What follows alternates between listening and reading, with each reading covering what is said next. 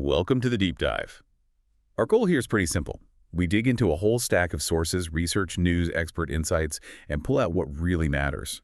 We want you to get the shortcut, basically, to being truly informed. Sometimes we connect dots that even surprise us. Today, we're doing a deep analysis of a place people are really talking about, Edgewood. It's that well-known neighborhood inside Homewood, Alabama. Our sources paint it as, well, more than just a nice suburb. It's this interesting mix of Southern history and very modern, almost urban convenience. And it's all just minutes from downtown Birmingham. Right. And our mission today is really to synthesize what Edgewood feels like. We're leaning heavily on insights from local realtor Stacy. She has decades of experience there. So we'll cover the lifestyle, the vibe, community stuff, and of course the real estate market numbers, which are pretty crucial as we head towards the end of 2025. Yeah, those numbers sound hot. Oh. So the lifestyle must be backing it up, right? Let's talk about that everyday experience, moving beyond just the price tag. The sources keep mentioning this. Quiet, peaceful energy, tree-lined streets, mostly single-family homes, that kind of picture. But it's not just about looking nice. The way it's laid out is really about connection. And the big thing, the thing that really stands out for Edgewood, is walkability. It's built into its foundation. This isn't one of those places where you absolutely need a car for everything. Exactly. That comes up again and again. Residents can actually walk to shops, walk to schools, parks, so you don't have to get in the car all the time. And that kind of connectivity, well, it changes daily life, doesn't it? Yeah. And it probably shapes who decides to live there. And that brings us to the demographics. It's interesting. Realtor Stacy calls the residents urban sophisticates, which isn't just, a fancy label. It points to a specific type of person choosing Edgewood. Okay, urban sophisticates, that sounds a bit broad, maybe. Yeah. What does that mean in practical terms, based on the sources? Are we talking like highly educated professionals, maybe higher income, people who maybe lived downtown before but now want proximity and those top-tier family things? That's precisely it, yes. People who expect a certain level of sophistication, the boutique shops, the good coffee, quality restaurants, but they also need really good practical stuff for families. Stacy, she really nails it when she talks about balance. It's close enough to the city stuff, but it's also calm enough to actually relax. So they're actively choosing this mix, sophistication, but also that kind of laid-back Southern feel. And yeah, they're paying a premium for that specific combination. And that premium makes sense when you look at the community foundation, especially the focus on education. Our sources kept highlighting the schools in the neighborhood, saying they're consistently ranked among Alabama's best. That right there, that's a huge anchor for value, isn't it? Absolutely, a huge anchor. And that strong school system seems to foster a pretty vibrant local scene too, creative, entrepreneurial. Being so close to Birmingham, you see those influences. You get the cozy bookstores, little artisan shops, pop-up markets showing off local makers. There's a real creative flair. And for anyone interested in food, the options seem to reflect that blend too. You've got your sophisticated farm-to-table places right alongside those classic neighborhood ice cream spots that everyone loves. Sounds like it honors its past, but is definitely looking forward. Yeah, exactly. And practically speaking, the amenities are really set up for modern families. Those walkable streets we mentioned, they lead straight to essentials like groceries, but also key green spaces. Patriot Park comes up a lot as a central spot for community events and just, families hanging out. This focus on easy, integrated living, it's a massive selling point. Right. And the convenience seems concentrated along main roads like Broadway or Oxmoor Road. That's where you find the gourmet groceries, the specialty clothing boutiques. It confirms that high-end retail access for that sophisticated group we talked about. Plus, the fact that health and wellness seems built in with trails nearby for biking or running. It just kind of rounds out the whole lifestyle package. It really does. It all fits together. So this strong community feel, this quality of life, Yeah. it's not just a feeling, right? It seems to be actively fueling the local economy. Let's pivot to how that culture translates into actual market value. Absolutely. And you can sort of measure that commitment by looking at how active the community is.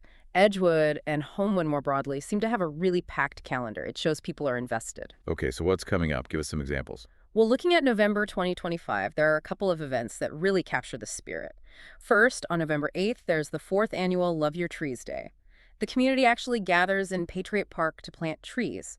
That signals, long-term thinking, civic investment. Okay, that's very community-focused. What else? And then for pure family fun, there's the Glow Parade on November 16th.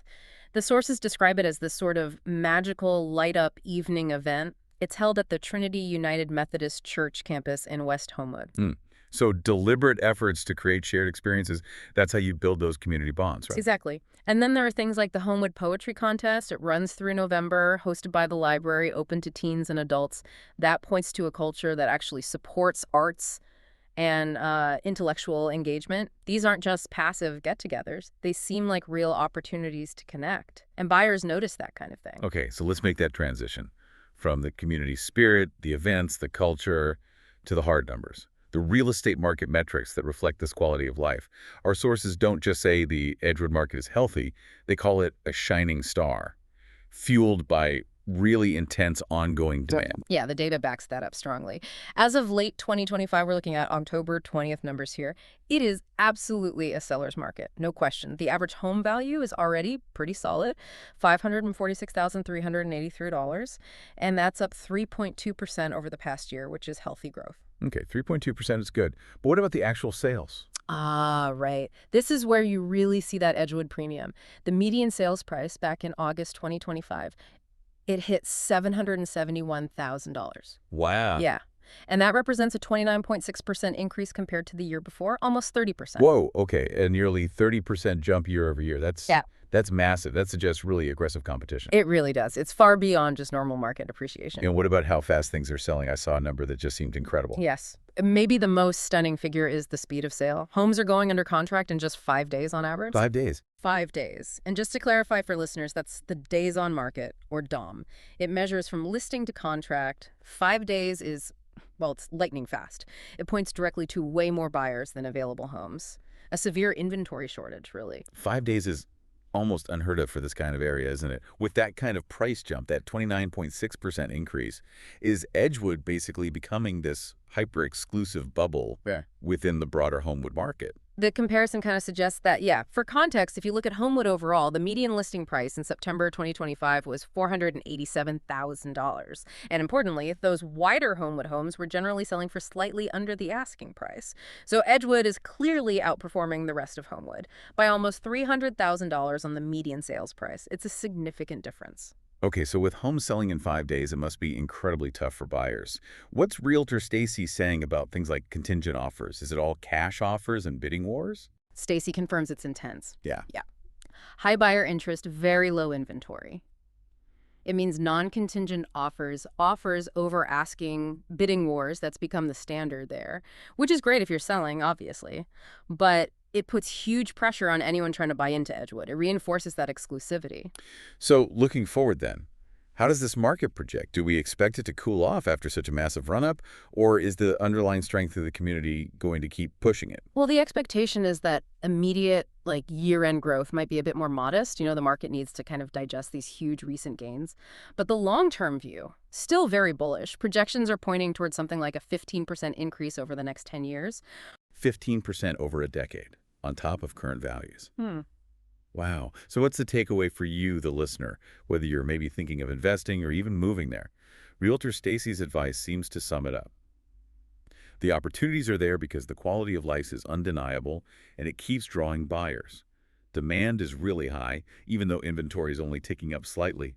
It's competitive, no doubt, but it's fueled by genuine lifestyle benefits that people clearly value. Yeah, ultimately, Edgewood keeps attracting buyers who want quality homes, established neighborhoods, in a top-tier location defined by that walkability and the great schools. It makes it much more than just a collection of houses. It really is a thriving, high-value community, and the numbers consistently prove its worth. So if we pull it all together, Edgewood seems like a place where life happens with this sort of specific focused grace. You can draw a straight line from that relaxed, walkable lifestyle and the rich culture directly to those high-flying real estate numbers. The culture is creating the value, in a way. That's a good way to put it. Which leads to maybe one final thought for you to chew on after this deep dive. We talked about those community events, the poetry contest, the glow parade, planting trees. Does that documented increase in cultural stuff and community engagement, does that actively contribute to that incredibly short 5 days on market statistic? Is it signaling that for today's discerning buyers, quality of life, that feeling of real community connection, is that now the fastest moving commodity in real estate? That